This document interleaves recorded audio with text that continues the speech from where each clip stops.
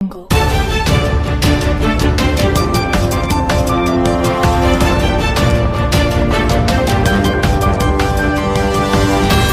Jungle.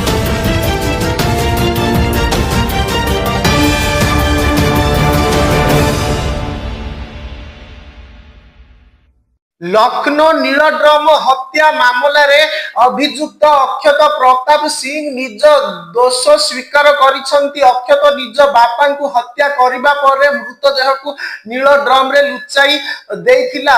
Lucknow आसियाना police अभियुक्त पुओ को पचरा उचरा करने सहित सीन रिक्रिएशन पाई हॉस्पिटल रे पहुंची आउ मीडिया सहित कथबार्ता बेले निजर भूल को स्वीकार करिछि।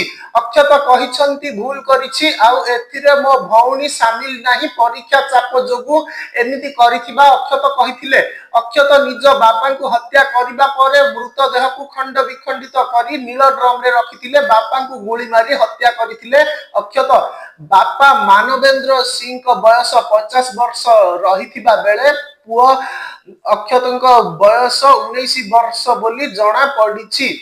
पुलिस पचरा उचरा जना पड़ी अक्षत 20 फेब्रुआरी सकाळ 4:30 रे बापा सहित पढ़ा को नहीं विवाद होइथिला। मानवेंद्र एवं पुओ मध्य रे पाठ पढ़ा को नहीं बचसा होइथिला। पुओ नीट परीक्षा पई पढ़ा पढ़ी करुथिले किंतु ठीक भाबे न पढ़ुथिबारु मानवेंद्र रागी थिले।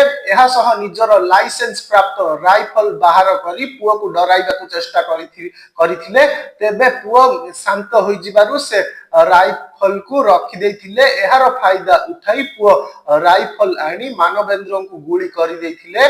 घटना स्थल रे ही तांकर मृत्यु होई जाइथिला। गुली मारिबा परे 19 वर्षीय पुओ घरर ऊपर महलारु तळकु आसीथिला। एहा सह निज भौणी को धमकाइथिला। से प्रतिदिन चाप एवं कलहरे अननिश्वासी होई पड़िथिले। तेणु से बापा को रास्तारू हटाइबाकू बाध्य होइथिले।